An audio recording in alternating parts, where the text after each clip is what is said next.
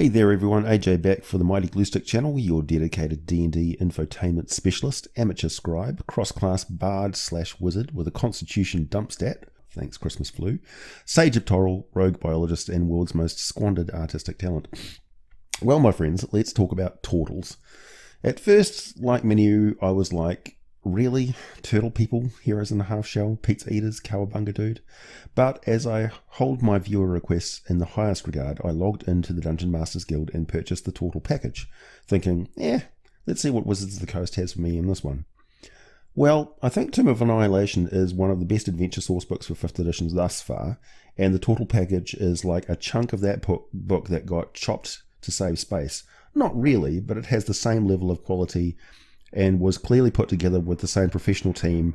This thing reeks of quality. It's positively squelchy with juicy goodness. It's an extra light and fluffy with a solid, chewy centre of crunch. So the book itself contains information, quite detailed, very well illustrated, on the Snout of Omgar. This is a peninsula on the southern tip of Chult. Now separated by a narrow strait infested with reef sharks and marine decapods. Decapods, you say? Why yes, these critters that date back to the setting of Mystara were making an appearance in 5th edition at last, and there are two other monsters that are just delightful, including the elemental natives, the Geonid, and the evil little undead venomous Topi, as well as the Tortles themselves.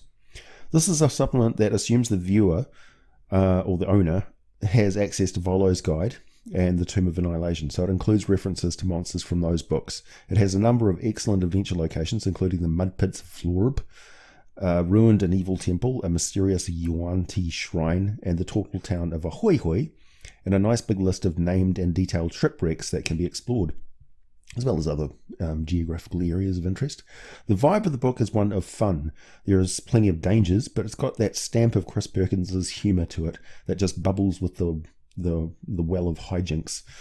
I certainly get the feeling that this is a location that you can insert just about any crazy encounter and it would work perfectly fine, thanks to the details provided by the main features of the island and the lack of detail on whole chunks of the map. It just begs to be explored with a quirky Tortle guide. So what is a Tortle? Where do they come from? What is the lore of the turtle folk? Or the tortoise folk? The monsters in this package all appear in the Monstrous Compendium Mystara Appendix for 2nd edition Advanced Dungeons & Dragons published in 1994. Mystara originated as a fantasy world developed by Lawrence Schick and Tom Moldvay for their own Dungeons & Dragons game sessions from 1974 until 1976. Mystara is the default setting for the D&D basic rule set. Well, it became so officially around the time that the D&D expert seat was under development, so it dates from 1974 technically up until 1996. I should mention that the idea of a connected multiverse with the connected realms is not originally how D&D was organised, but it seems clear now that the intention is for playable races from any setting to be available in all settings, and Tortles are thus now available for 5th edition on the world of Tortle. I bet there are some real old school folks who are grinding their teeth at that, but hey, nobody's forcing these changes in your games. That's the beauty of all these old editions being printed books. They are ever bright and unsullied by the passage of the decades. But I digress. So let's have a look at the original listing of the Tortles. Interesting. So from what I read in the supplement, I assume that both males and females only mated near the end of their life. But here it says that the females lay eggs once in their life and then they die soon after doing so. The males live long enough to see the eggs hatch safely, and then the young are gathered up by the Tortle community who have not yet mated, and they return home to raise the children. Well, that paints a more detailed picture.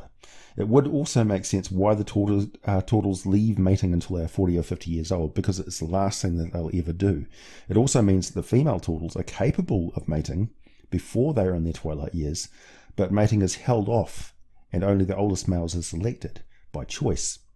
That also mean that the male Tortles are capable of mating at a younger age, but they know they're not going to get any luck until they are literally camping out in their retirement home.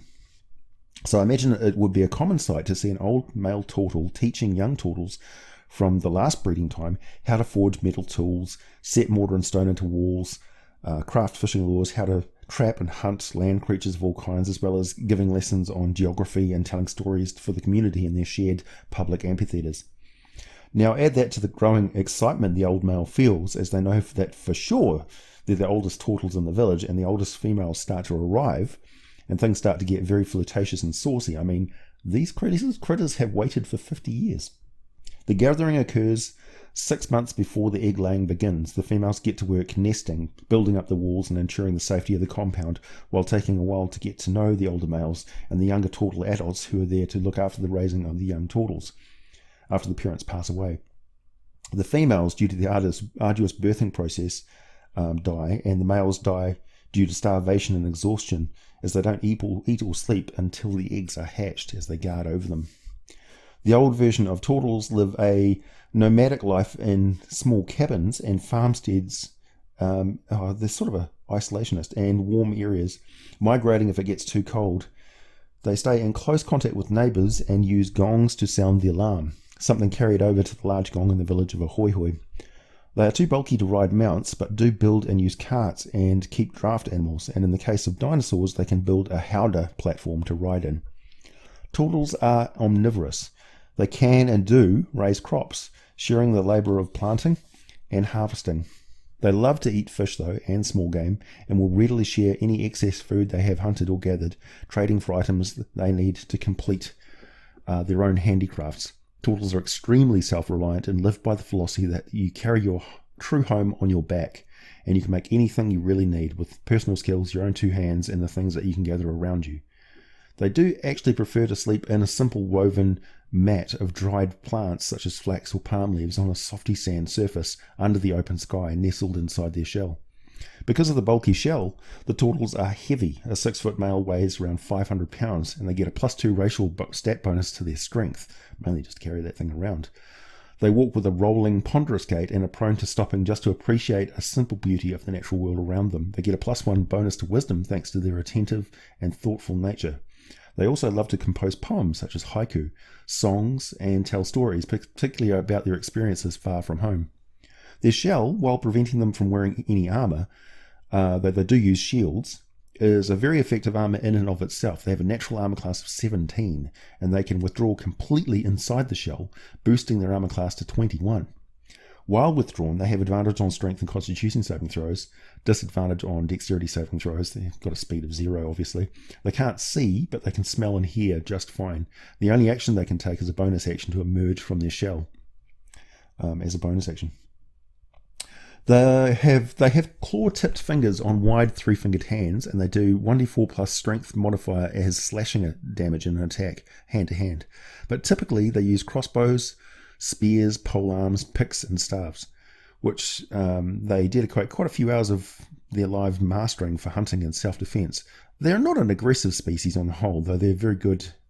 There are good and evil Tortles. They tend very strongly towards lawful, not chaotic, and their lives are filled with routines and personal traditions, mostly to provide them with a sense of purpose and a comforting familiarity they carry with them whenever and wherever they go.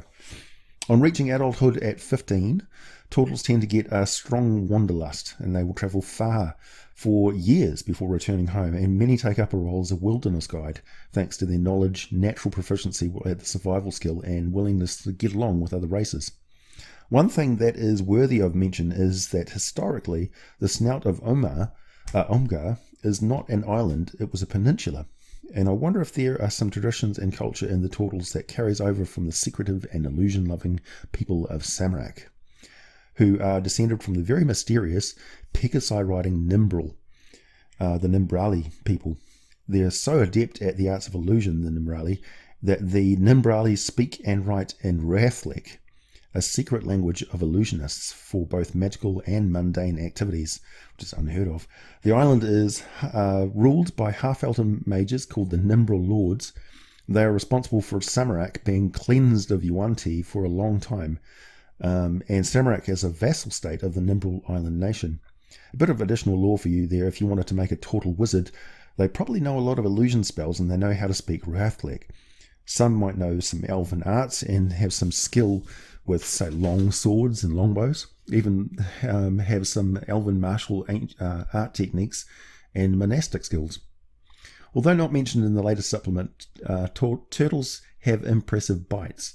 I saw this firsthand when I had the privilege of watching Harriet, a 175-year-old Galapagos tortoise, being fed her breakfast of extremely salty vegetables when I visited Australia Zoo well over a decade ago.